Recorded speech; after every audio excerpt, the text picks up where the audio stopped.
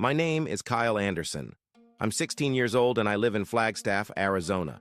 It's a quiet town surrounded by pine forests, mountains, and skies so clear they feel like windows to the universe. I grew up here with my mom after my dad left when I was 6. I was never one to stand out.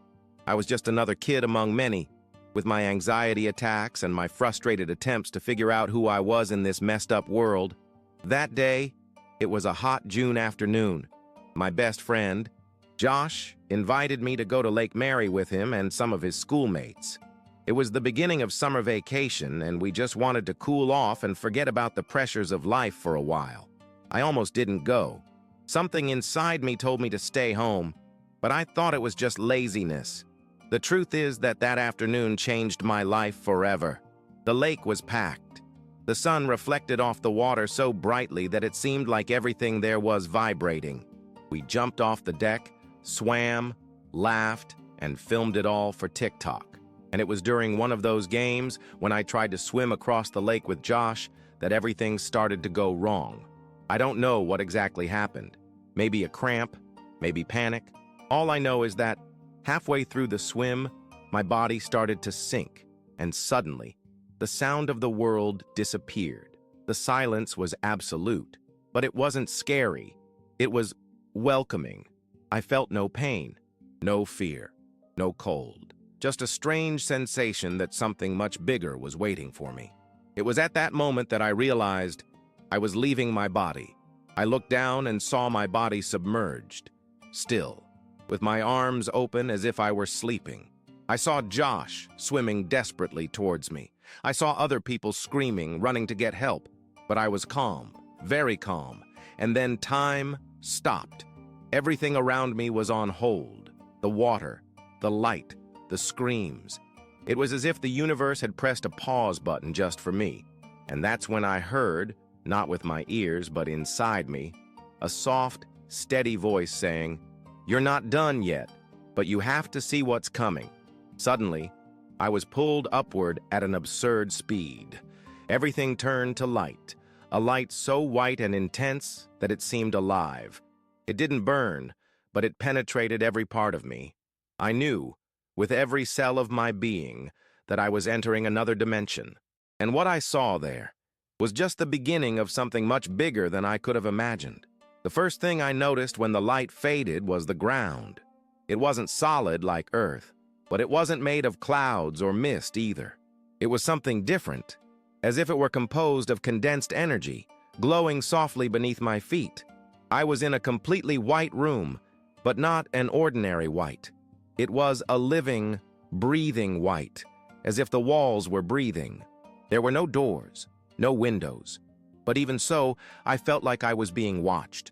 Not in an invasive or frightening way, but as if some higher intelligence was welcoming me, guiding me. My heart didn't beat like it used to. I no longer had a body, but a consciousness. And then, the voice returned. It didn't come from outside. It was as if it spoke directly from within me. "Kyle," she said, with a tenderness that made me want to cry. "You were chosen to see what's coming, to remember, and to warn." I didn't understand. "What do you mean, chosen? By whom? Why?" I was just an ordinary boy, with my doubts, my mistakes, my insecurities. But before I could ask a question, everything started to change. The white room disappeared and gave way to images projected around me, as if I were in the center of a glass planet. I saw the sky darkening in various parts of the world, heavy clouds forming with absurd speed. Floods engulfed entire cities, winds howled furiously. Lightning cut through the sky like swords of light. I saw snow where there used to be desert, and fire where there used to be forest. I felt each catastrophe as if I were there. People's fear, their cries, their desperate hugs, but there was also something else, a kind of awakening, as if, amidst the chaos, a spark was ignited in people's hearts, a deep desire to reconnect, with the earth, with each other, with the divine. It was then that a date appeared before me. It floated in the air, written in a golden light that seemed to vibrate with meaning. July 12th, 2025. That date burned into my mind. I felt it engrave itself on my soul. And the voice spoke again. This is the turning point. From now on, nothing will be the same again. But what will happen on that day? I asked, now completely involved. The answer was simply, you will see, and you will remember, and you will speak. I understood that it was not my role to change the future, but to prepare people for it, to show that behind all the pain that would come, there was a greater purpose, a profound transformation of humanity. It was not the end. It was the beginning of something new, something that we still don't have the words to describe. And before I could see any more, I was pulled back in, as if I was being sucked back into my body. The lake, the pain, the water rushing into my lungs, life calling me back. When I opened my eyes, everything hurt. My lungs burned as if they had been burned from the inside. I coughed and coughed, spitting water, trying to breathe between sobs and moans. Someone was shouting my name. It was Josh. He was kneeling beside me, crying, his shaking hands pressed against my chest. People around me watched, some recording, others calling 911. But to me, none of that mattered. I was back, and I knew I would never be the same again. A nurse later told me that I had been underwater for about 2 minutes. But I swear by all that is holy, that what I experienced in that time seemed to have lasted hours, maybe days. They said my heart had almost stopped, that I was lucky, that I should rest.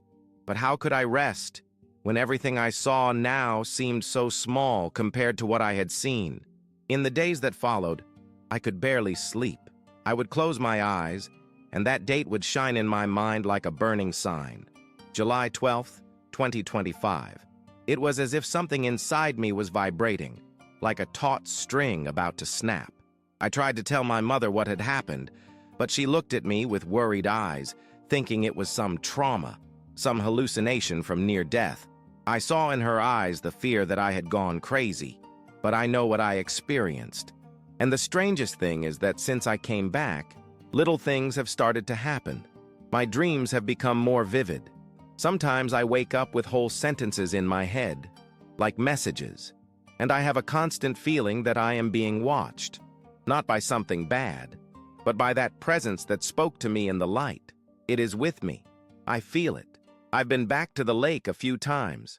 Not to swim, just to sit on the shore and try to understand. I look at the water and remember the peace I felt outside my body, the vision, the voice. I ask myself, why me? Why show me all this? I'm nobody special, but maybe that's exactly why. Maybe the world needs to hear this from someone ordinary, from someone no one would expect. I started writing everything down in an old notebook. Every image I remember, every sentence I heard, every feeling I had. I can't let this get lost, even if no one believes me now. Even if they call me crazy, a liar, a dreamer, I saw what I saw. And I know the world is about to change. And the date is approaching. It's July. And the 12th is right around the corner. I know it's going to start before then. I've seen it. But the 12th is the turning point. It's the time when everything changes, and I need to be ready. The days passed as if time were speeding up, and with them came the signs. It all started out subtle, as if the world were whispering to anyone who knew how to listen. The sky, for example, began to look strange. I can't quite explain it. But the colors were different. The hues of the sunset were more intense, as if the entire sky were vibrating. Sometimes clouds formed in patterns that looked like messages. They crisscrossed each other in spirals, geometric shapes, perfect circles. And I knew, deep down, that this was no mere atmospheric coincidence. One night I woke up with a strange feeling. It was around 3 in the morning. The air was electric, like there was static everywhere. I went out into the backyard, still groggy from sleep, and looked up.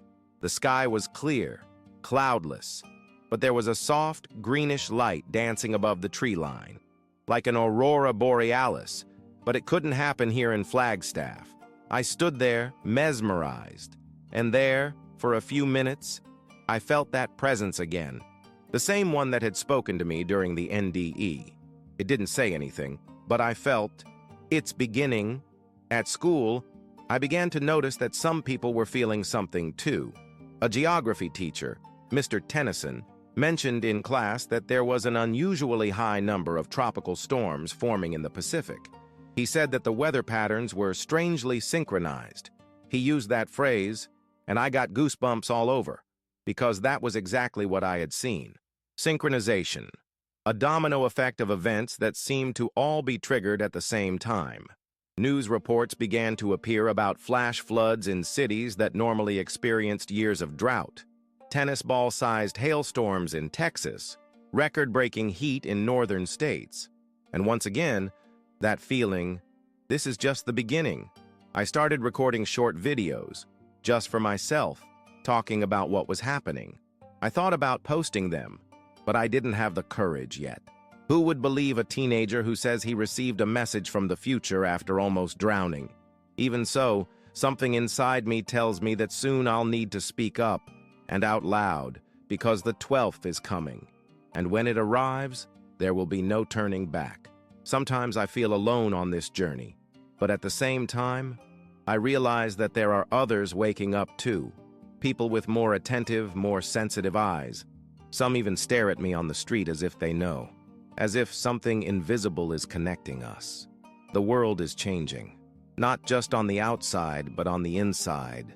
It's as if the planet is breathing differently, and this breathing is calling us to something new, something big, something inevitable. 3 nights ago, I had a dream unlike any other. And when I say different, I don't just mean the content, the sensation. It felt more real than waking life itself. It was as if my consciousness had been pulled to another place, as it had in the NDE. But this time, it wasn't a white room. It was a forest, dense, mysterious, with a blue haze covering the floor and lights dancing in the air like sentient fireflies. I stood barefoot, listening to my heart beat like the drums of an ancient ritual, and then he appeared, a man, tall, thin, wearing a gray robe with symbols I had never seen before. His face was serene, with deep eyes, as if they held millennia of wisdom. He didn't speak. He just looked at me and held out his hand. When I touched it, I felt a warmth that ran through my entire being, and with it, images came. Volcanoes awakening, oceans moving as if they were breathing, cities being covered in sand and ice. But I also saw people holding hands on high ground, silently looking out at the horizon. It wasn't panic. It was reverence, respect for something that was beyond comprehension. I saw children smiling in the midst of green fields where once there was only concrete. I saw trees growing from the rubble. I saw healing. When I let go of his hand, he finally spoke, but not with words. It was a complete thought, straight into my mind. Change will not be easy, but it will be necessary. Many will resist, others will awaken. Your voice must be a bridge, not an alert. I woke up sweating, my heart racing. I ran to my notebook and wrote down every detail. This wasn't just a dream. It was a continuation of the message I had received on the other side. And now, it came with a new warning. I should not provoke fear. What is coming is not punishment. It is realignment. And it is up to us to choose how to get through. After that dream, I started to see everything differently. The news, social media, even conversations in line at the supermarket. It seems like the whole world is restless, as if everyone sensed something but couldn't put a name to it.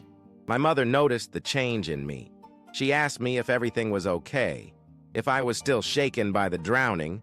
I just said, "Everything is changing, Mom, not just me, everything."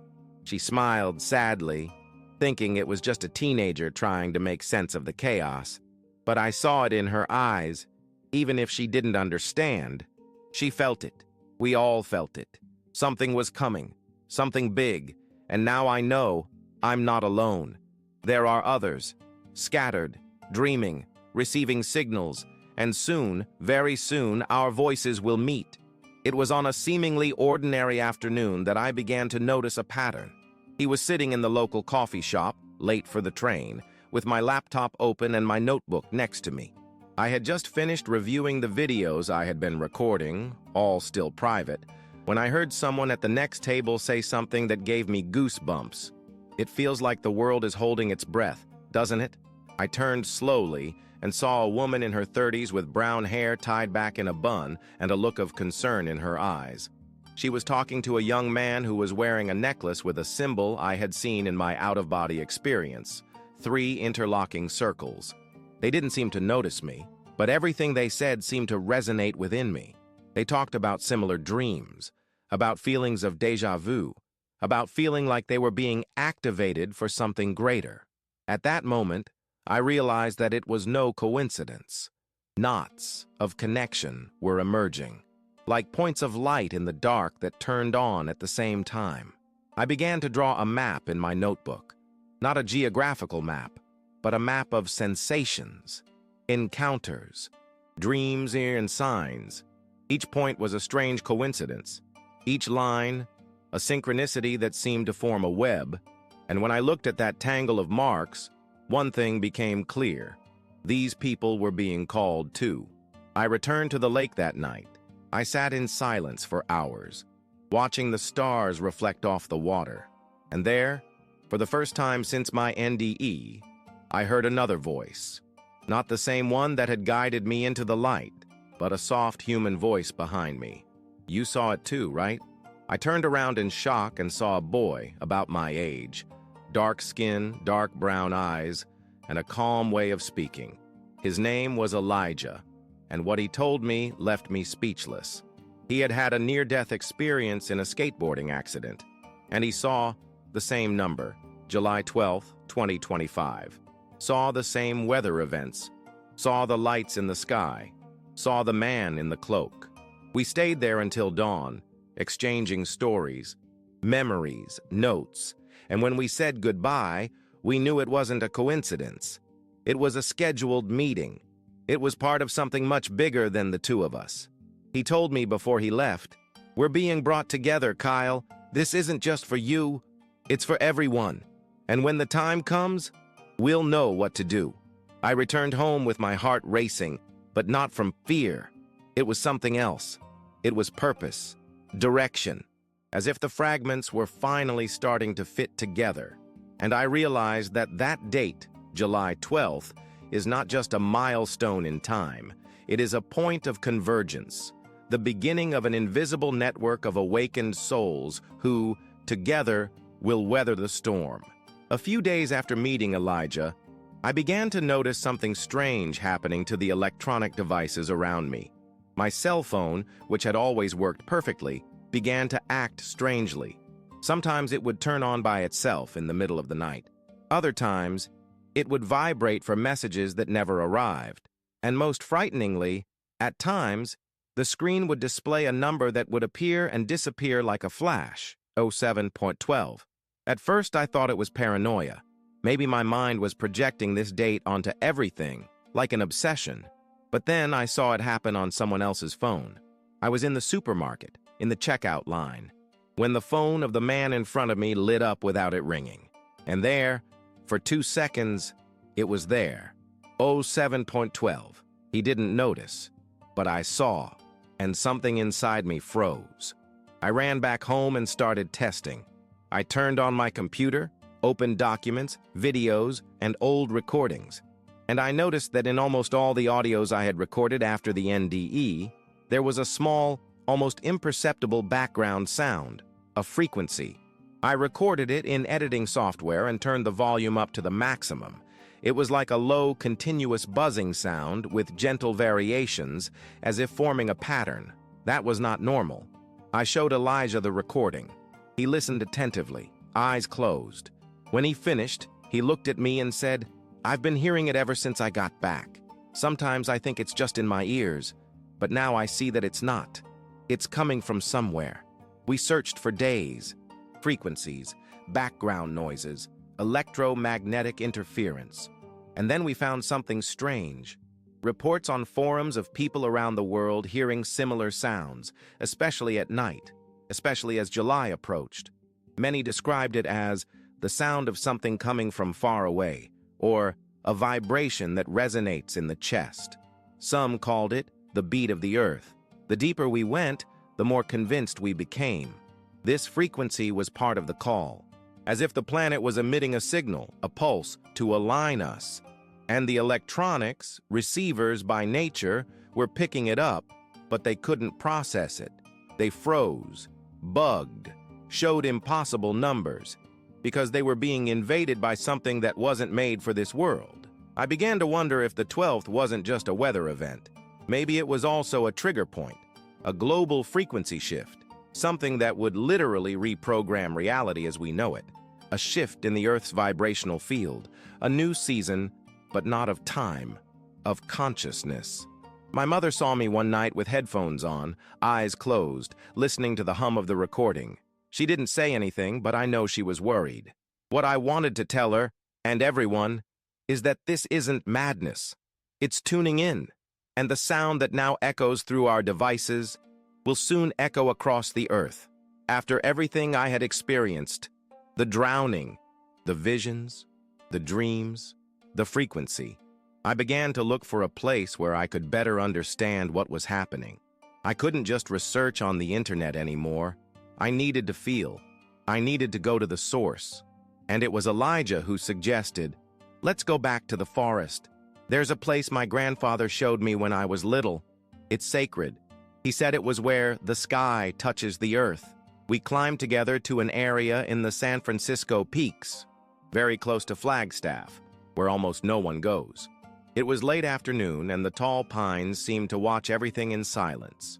The air there was different, thicker, more alive. We walked along hidden trails until we reached a clearing surrounded by stones arranged in a circle. In the center was a large, flat slab covered in moss and lichen.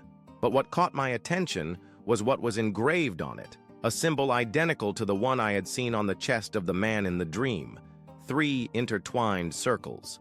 When I touched the stone, a wave of warmth ran through my body. I knelt there and, without knowing why, I began to cry. It was as if my soul was reuniting with something it had been waiting for centuries. Elijah sat beside me in silence. Time seemed to stand still. The sounds of the forest faded. And then, I heard it. It wasn't a voice this time. It was a direct vibration in my mind, like an old thought coming back to me. And what I remembered, if I can use that word, was something that left me in shock. This transformation has happened before, thousands of years ago. A cycle that repeats itself. Humanity reaches a breaking point, a point of total disconnection from the planet, from the spirit, from itself, and then the world responds, not with punishment, but with a reboot. And July 12th is not the beginning of the end. It is the point of intersection, the moment when dimensions touch, when the veil between worlds grows thin, where choices are made, collective and individual. Some will resist, others will remember, and a few will lead. I saw images of ancient civilizations preparing for this moment. I saw temples, stars, portals of light.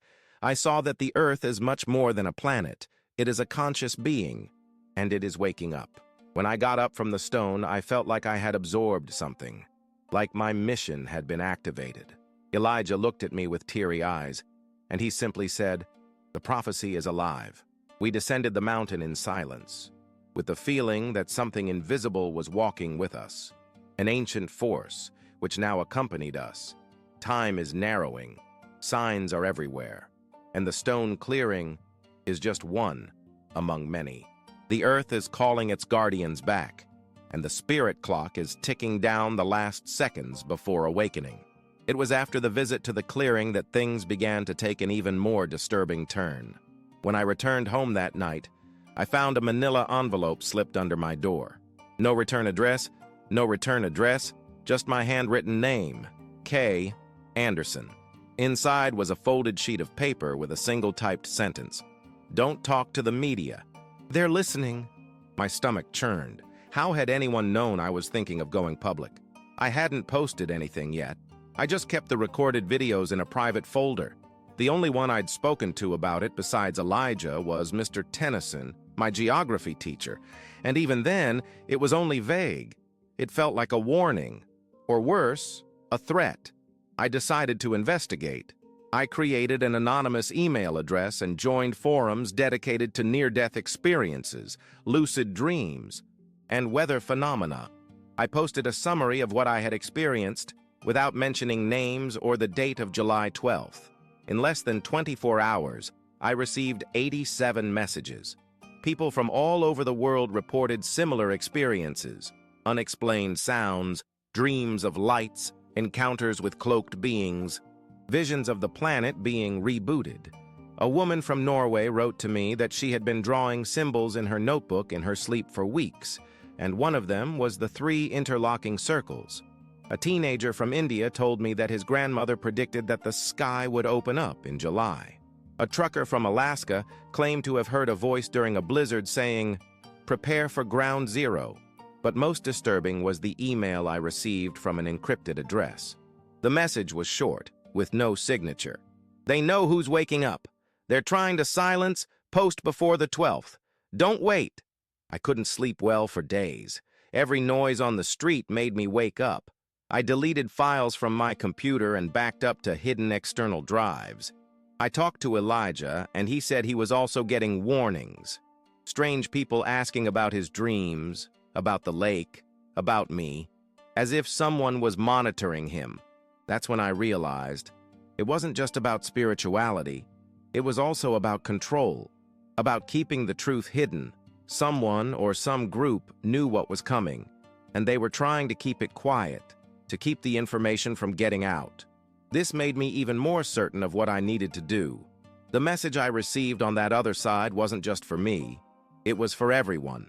And now, with the signs growing, with the weather patterns getting more extreme by the day, with July 12th just around the corner, I can't keep quiet any longer.